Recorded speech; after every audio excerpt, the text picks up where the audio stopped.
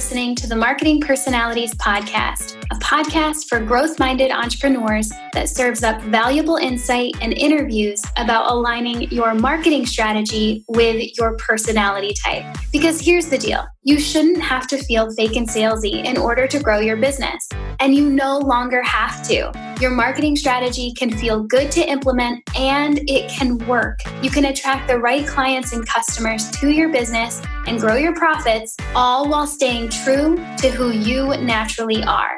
So in the name of honest business growth, bring your unique talents, perspectives, and personality to the table.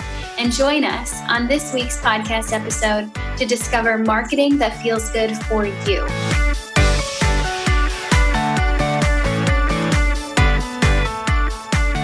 Welcome to this episode of the Marketing Personalities Podcast. I'm Brit Kolo, the founder of marketingpersonalities.com and your podcast host.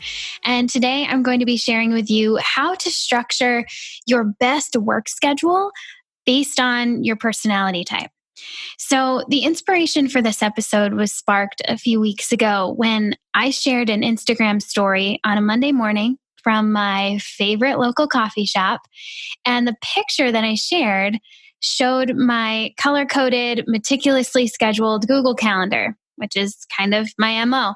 It showed my schedule for the week. And on the picture in the story, I made a note of how excited I was to be diving into my week's worth of work and how the schedule and the visual of it made me really excited. And also, of course, how excited I was to dive into the latte that was sitting next to my MacBook, but that doesn't really have anything to do with this. So I posted that story, just, excited, Monday morning, cool.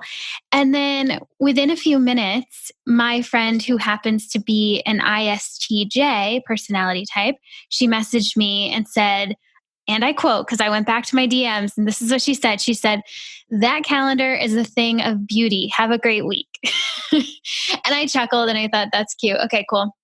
And then a few minutes later, my friend, a different friend who happens to be an ENFP personality type, messaged me and said, and I quote, I went back, this is exactly what she said.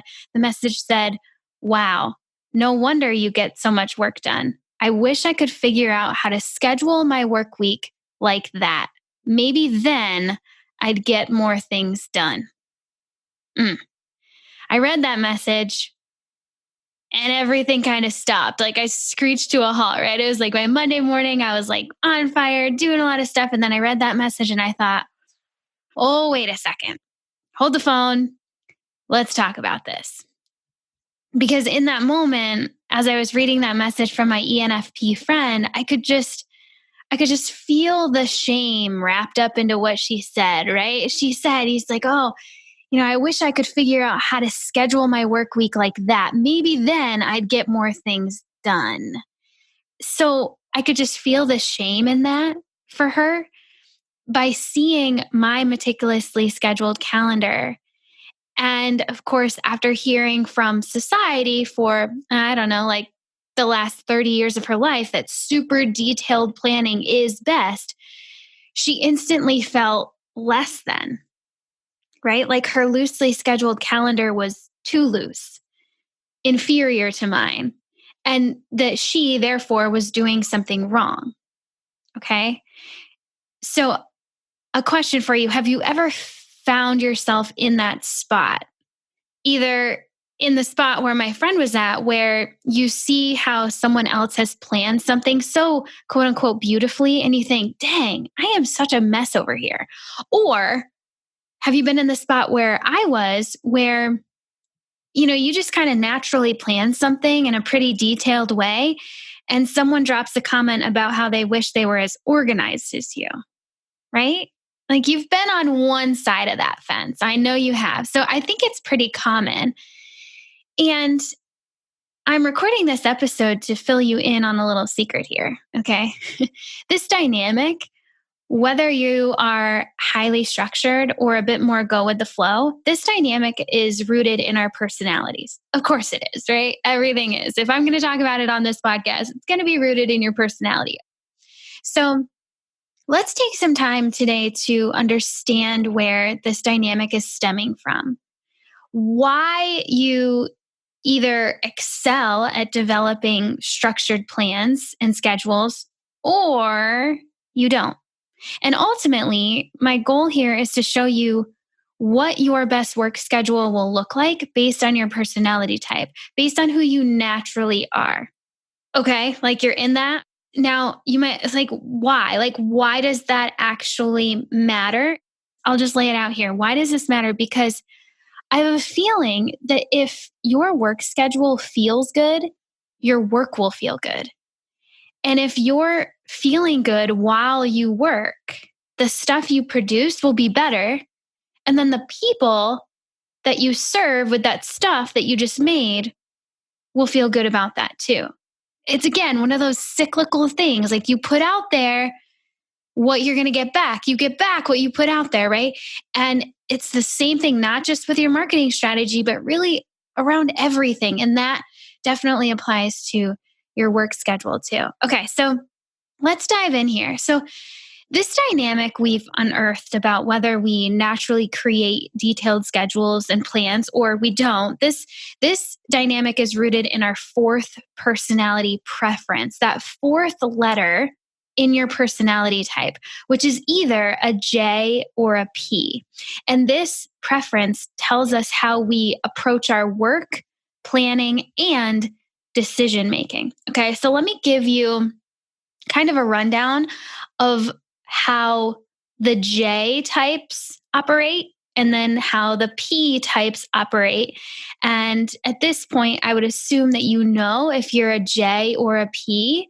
And either way, I'm gonna speak to both of you. Okay, so let's start out with the J, the judging types. J stands for judging.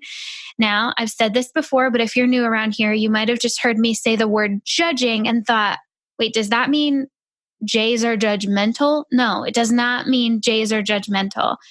The word is judging, which I wish the word was discerning, honestly. Like, I wish that the last letter was a D instead of a J, because discerning really explains a little bit better about what we're talking about here in less of a negative connotation. But just go with me here. So, the J's, that stands for judging. And for J's tend to make decisions easily. They are very thorough and they're usually pretty organized.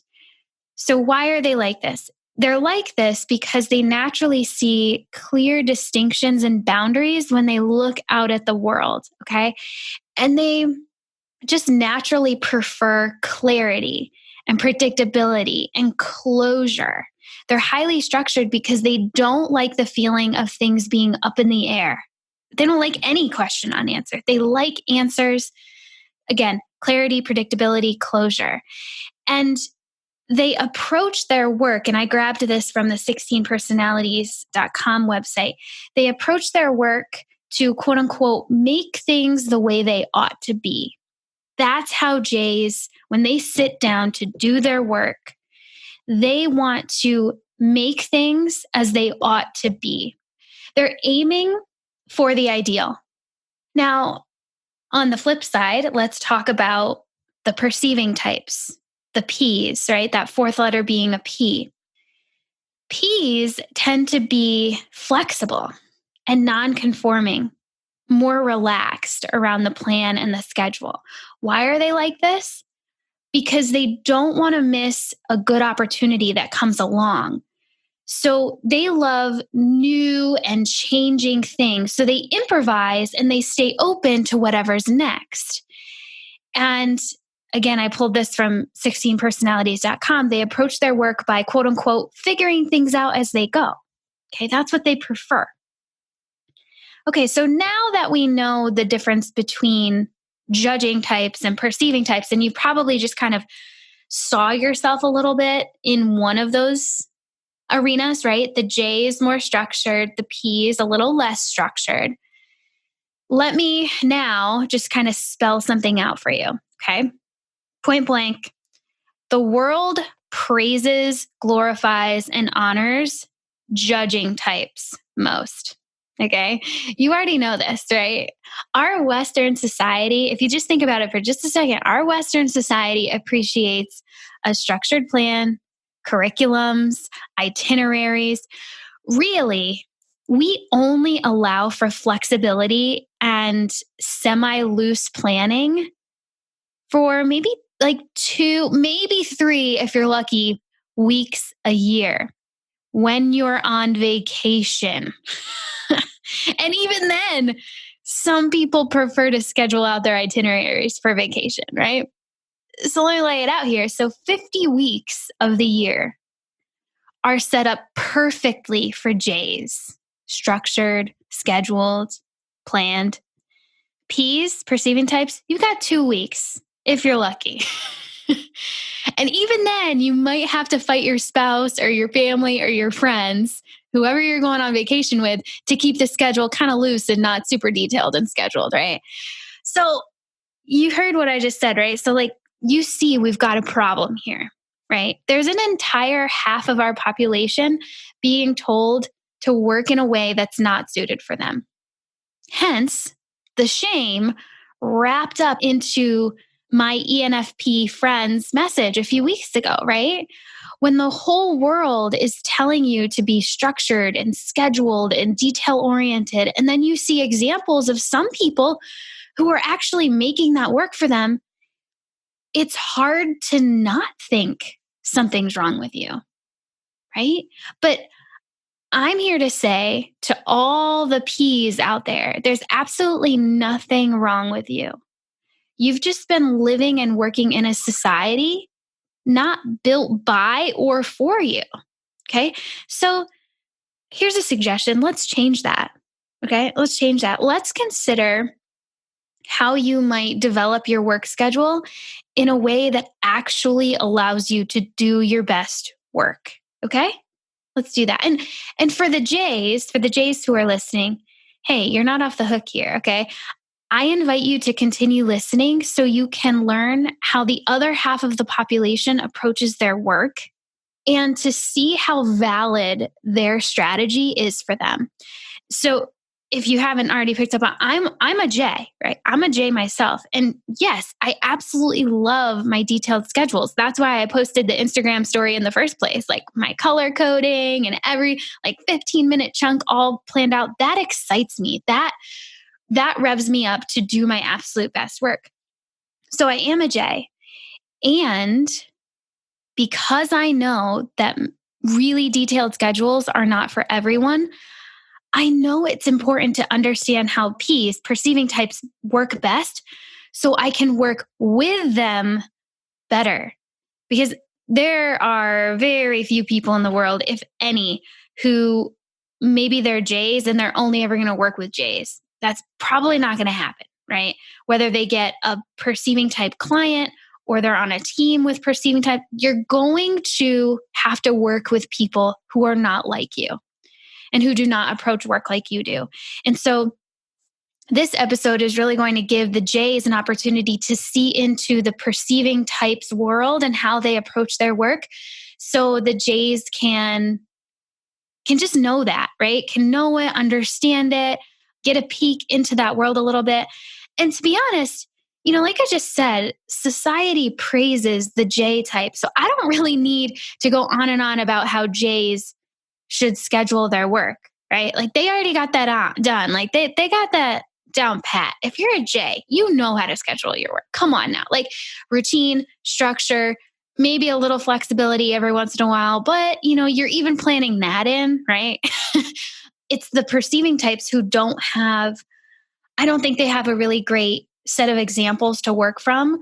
And there's very little information out there about how to structure your work schedule and how you plan if you're a perceiving type. And so that's what I want this episode to do. I want this to be really helpful for the P's in how to build their best work schedule, and then also helpful for the J's so J's can understand how other people work differently from them. Okay. So let's talk about this best work schedule for perceiving types. Okay. So perceiving types, you're listening to me, right? So remember what I said about your preference here. Okay. You like to keep your options open in case something better comes along.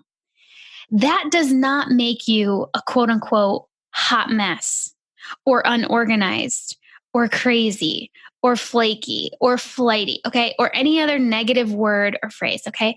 This is just how you're wired.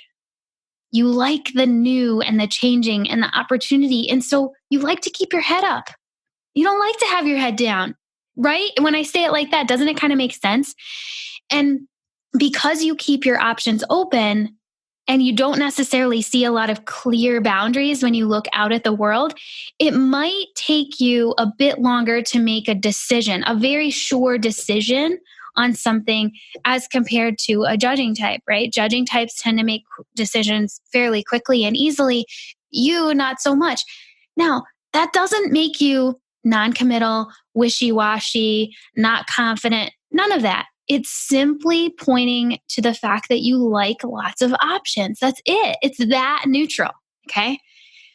So when you consider how you prefer flexibility and lots of options, how might you develop your work schedule to allow for those things? Flexibility and options. Now, your answer is going to look different from everyone else's. And that's why I'm starting with a very open ended question. Like, really, if you have the opportunity to sit down with a piece of paper or even just get the notes app out on your phone and just kind of let some ideas flow out to that one first question. How might you develop your work schedule to allow for flexibility and lots of options? What comes up, right? That's why I'm starting with an open ended question, because your answer to that question is going to be different from everyone else. There's not one right way to do this, even for all the P's. I mean, we know that P's love flexibility and options, but it's not like there's one way to do it for all the P's. No, just like there's not one way to do it for all the J's. We're all different. So that is where I want you to take your mind. Consider, what could that look like? What could my work schedule look like? Now I'm going to give you a few ideas to get you rolling based on what I've seen, what has worked for P's in the past. Okay. And I'm going to give you 4 directions to kind of go down. And there's kind of like prompts. I really envision you as a P sitting down and allowing whatever ideas come to you in these 4 different ways of looking at developing a work schedule and seeing what comes up for you. Okay. So there's 4. Number 1, when the P is sitting down to identify, okay, what is my best work schedule? I invite you to consider the rhythms you enjoy working with. Okay, here's what I mean by that. So we are taught from the time we go to preschool some very distinct schedules. Like, okay, school from 8 a.m. to 3 p.m. Breakfast before school, lunch at noon, dinner at 6. And then eventually we grow up and it's work from 9 to 5, Monday to Friday, right? So, and it goes on and on. And those might not technically be your distinct schedules that you grew up with. Maybe your school was a little different, like 9 to 4 or something. I don't know. Or maybe your family had dinner at 7:30. I don't know. But you learned these timings and these distinct schedules. Maybe you grew up with a mom who worked nights. And so you kind of learned that, hey, work happens all day long, right? Like, dad goes to work during the day, mom goes to work at night. Like, work happens all day long. That is something that you have been taught. Okay. Just like any of us, whatever we grew up with, we were taught distinct schedules. And on it goes, right? But at this point, you have my permission to question all of that. Those distinct schedules might not work for you. So you do not need to feel confined to them, right? And you don't need to confine yourself to them. You can question it all. So it might be helpful to think about, what are the distinct schedules that have kind of been taught and baked into you, right? I know for me, it's what I listed, right? Like the school from 8 to 3, breakfast before school, lunch at noon, dinner at 6, you work 9 to 5, Monday to Friday, right? And I think that's a pretty common thing. But I know that there are different things out there. Think through like what are the distinct schedules that have been taught to me, just to be aware of them. And then you get the opportunity to say, do those actually work for me? Do they? Like, do they actually work for me? And then ask yourself, what rhythms, as opposed to distinct societal constructs, might be fun to work with. Okay. So here's what I mean. And there are lots of rhythms that you could work with. Here are kind of three things to play with. So maybe it would feel good for you to consider how the annual seasons affect your best work schedule, like winter, spring, summer, fall. Do you work differently during those times? That's not something that is really taught to us, other than like summers are off, but otherwise there's not a whole lot of things taught. Then there's a lot of literature out there saying that it could really help us if we work with the season. So maybe that would be fun for you. And maybe it would feel good to factor in the moon or your body's physical cycles, right? Lots of literature out there about that too. And our society, our Western society, works on a 24-hour day, considering the 8-hour workday to be above all. And I'm not going to go down, oh man, I'm not going to go down that rabbit hole. Told myself I wouldn't, I won't. There's a lot of stuff out there. Just read about it, see how crazy that is and how unnatural that is, regardless of if you're a J or a P, how unnatural that is for our bodies. Oh my gosh. Anyway, so maybe it would feel good to factor in a different kind of cycle, not just a daily 24-hour cycle or even a 7-day cycle, but maybe something else. Maybe it looks different for you. And, perhaps your workday starts at 10 and ends at 4, or starts at 4 and ends at 10. I don't know. It's really up to you. You're allowed to question this stuff. And you know what? As I just said that, I need to make a side note. Side note for those of you who feel like you don't have full control over your schedule because maybe you have a full-time job or a side job work schedule, or you have kids, or you have something else that dictates when you do things. I totally get it. We all have those things. Okay. Right now in this episode, I'm simply inviting you to question what you've always done, question what you've consciously chosen to do with your days and weeks and months. And then also, question what you might have just absorbed from society that's simply not working for you anymore. Okay. So that's number one. Consider the rhythms you might enjoy working with, and they might look very different from the societal distinct schedules that you've been taught. Now, number two, consider developing a quote unquote menu of work tasks and work categories to choose from.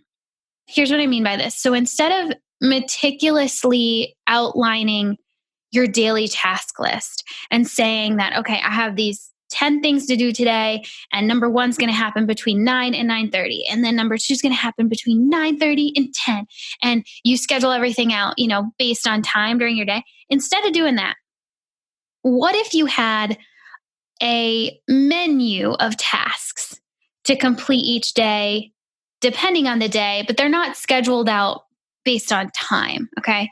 There are these, 5 or 6 things that need to happen, and you get to choose what you start with and what gets done. That kind of highlights another thing that's really just dawning on me as I speak this out. We as a society, if we praise judging types, we definitely praise productivity. Oh my goodness. Right? Country, founded by men, work schedules created by men. That is definitely the masculine energy that we all tend to continue to be living in.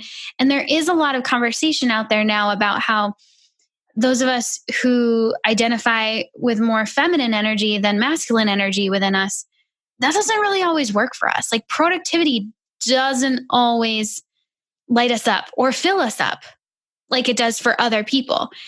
And so that's a whole other thing. But again, it's the questioning, it's the questioning of these constructs that we've been taught to find out what works better for you, right? And not just thinking, well, that's how it's done and that's how I have to do it. Not necessarily. You can question that, okay?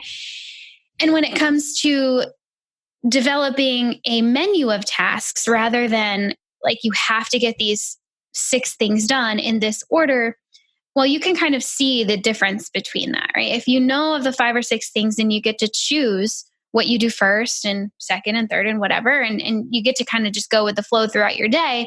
That can feel much better for peas rather than feeling like they have to quote unquote eat the frog first, right? Do the hardest thing first. And then this has to happen at 11 and this has to happen at 2 and all of those things. That can feel just too confining for a perceiving type.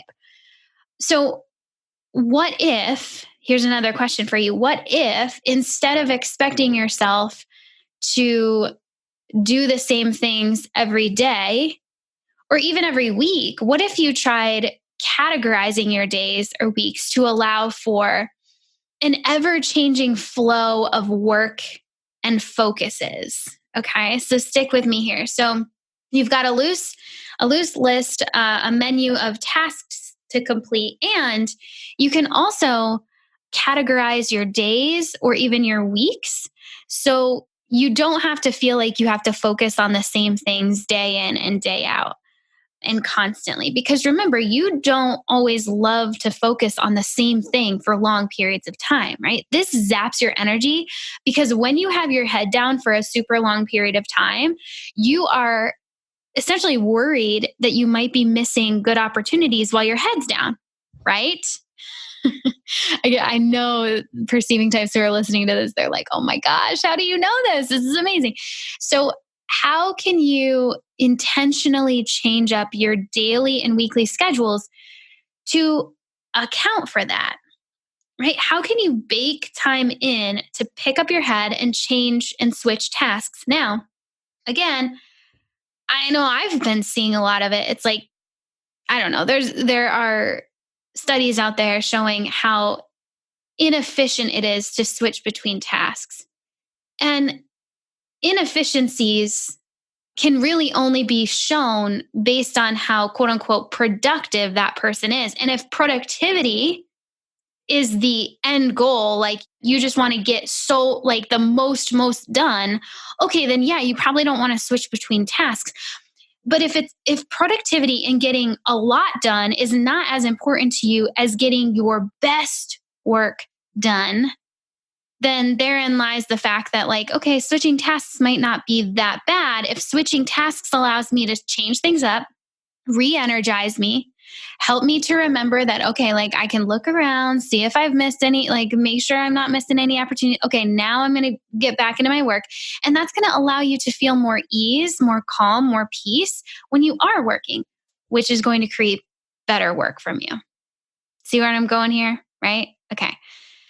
So let's talk about how you might be able to develop a schedule where it accounts for these work categories or themes. So I've seen with peas, they can really thrive when they have weekly themes. Now, I know I've seen it out there and I've done this myself with daily themes, like saying that, okay, Mondays are for client calls, Tuesdays are for marketing, Wednesdays are for blah, blah, blah, blah.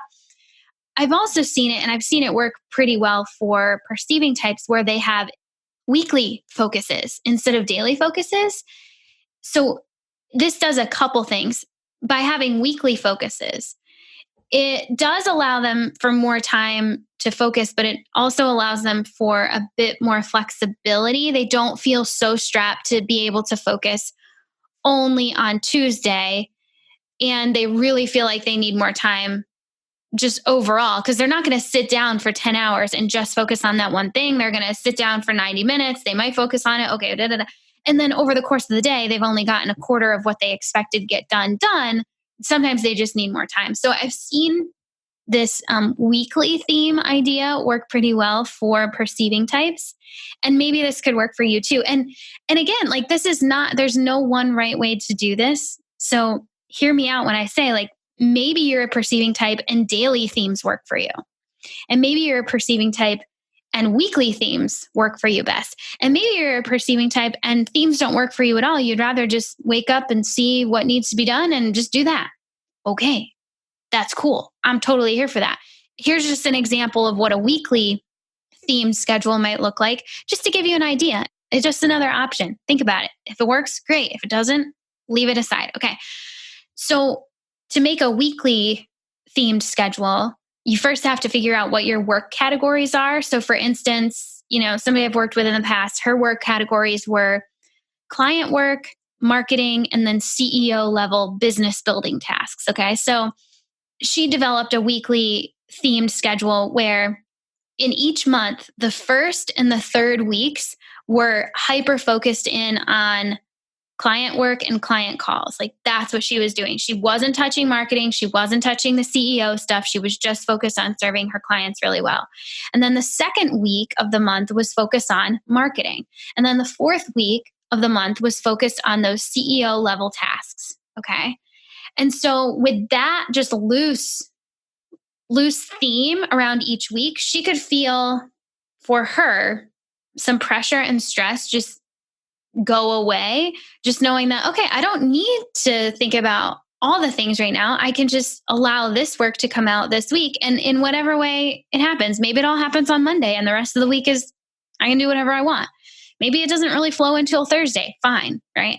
That worked for her. And this is all, again, just considering how you might loosen up the details and allow for this flexibility within your day, within your week, within your month.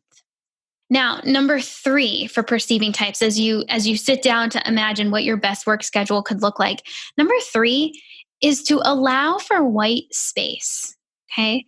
So while judging types, J's, need to avoid under planning and not being prepared, P's, perceiving types, need to avoid over planning and freaking themselves out with all the details, right? So perceiving types, while you are approaching your work schedule this year, remember that it's 100% okay to have white space in your calendar. Okay. If you keep a calendar at all, maybe you're just like, heck, I don't need one of those. Most people do, right? It's okay to have white space.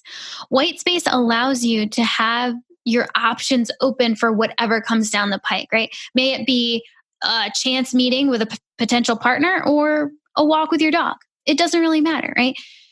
Just having that white space baked into your week, your month, your year, that sets you at ease. Let's do that. Let's make sure that that's there. I even go so far as to say, especially to the explorer tribe, those are the ISTPs, ISFPs, ESTPs, and ESFPs. To the explorer tribe, I tell them, hey, when you sit down to create any kind of work schedule, bake in your white space or your playtime first, right? Put in when you get to go do whatever you want, like do whatever you want time, or call it like, for me, I would call it Brit time. And it's whatever you want it to be. Put that in your schedule first and then put in all the other stuff, right? That's especially helpful for perceiving types. Okay.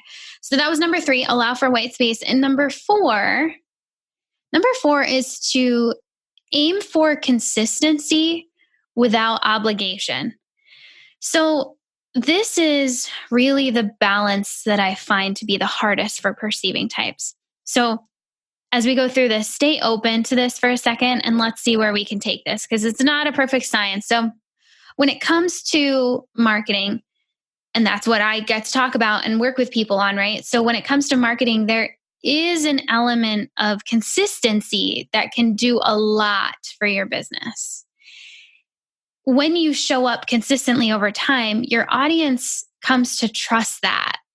And they come to trust that you'll be there for them. And with trust as part of your relationship between you and your client or customer, they're more likely to invest in what you're offering to them, right? But for P's, consistency can sometimes feel pretty darn impossible, right? You feel that, P's? Like, you need to be showing up consistently to build that trust. But sometimes you just can't get yourself to do that. It feels too confining. I hear you. I do. I hear it. I hear it from pretty much every P I've ever worked with, honestly. So here's my best advice on this one. Instead of setting a consistent schedule that sounds like, okay, I'm going to post to Instagram every Monday, Wednesday, and Friday at 12 p.m., and I'm going to post to stories every single day. Try setting an intention that sounds like, I'm going to post to Instagram 2 times a week and to stories whenever I feel like it. Okay, there's an example. Or rather than say, I'm going to email my subscriber list with new content every Monday, set the intention of, I'm going to email my subscriber list with new content once every week in 2020, except for when I'm on vacation. Okay, so see how I'm baking in a tiny bit of consistency and intentionality with a whole lot of flexibility and opportunity for creative flow. You see that? Okay. That's what we're aiming for. Consistency without obligation. That's what we want to get to, especially for perceiving types. And that really extends to everyone. Although I've found it easier for J's to find consistency without obligation because, again, they approach their work to make things right, to make things the way they ought to be. And because they know consistency is the way that it ought to be, they just much more naturally say, okay, then that's what I'm going to do. No big deal. No, like not a whole lot of issue with that, and not a whole lot of resistance to that. But on the flip side, P's are like, well, okay, that's the way it quote unquote should be, but I don't know. Like that feels a little too confining to me. So then there's resistance. And then there's obligation. And resistance and obligation are not feel good energies, right? And if we're approaching our work schedule or we're approaching our marketing strategy or anything from a place of resistance and obligation, that is not going to get the results that we expect it to. We're not going to feel good about that. And when we don't feel good, our audience doesn't feel good either, right? Because that's the exact opposite of our motto here. When I feel good, my audience feels good. It applies to marketing. It applies to your work schedule. It's all baked in there, and we can learn so much about ourselves and live such fulfilling lives because we're feeling good as we serve people and as we operate in our businesses and in our strategies. If we just take the time to honor these natural preferences and tendencies of our own and not shame ourselves for them, right? That's what we're trying to get to. So all in all, we're not all meant to work the same. So don't expect yourself to work like other people, and don't expect others to work like you, right? And that's really my best advice for J's as it relates to their best work schedule. Because I could sit here and tell J's how to structure their best schedule, but they've already got that down. Honestly, they do. They know how detailed they need to be. And J's, you don't need to feel shame about that either. You know you have control over that calendar, and you'll do with it what you wish, right? The biggest thing, if you ask me, is to not force perceiving types into your way of approaching work. Society does that at large, okay? They don't need anyone else forcing them to be highly structured. That works for you. It doesn't always work for them, okay? So that's it. That's it for now. I really hope that this episode has unlocked a few aha moments. And really, I hope it's handed you a big fat permission slip to schedule your work in a way that suits you best. And I'll be back next week with an update on our new printed marketing personality type full reports and how to get your hands on one. So that's coming up next week. We'll talk to you then. Bye.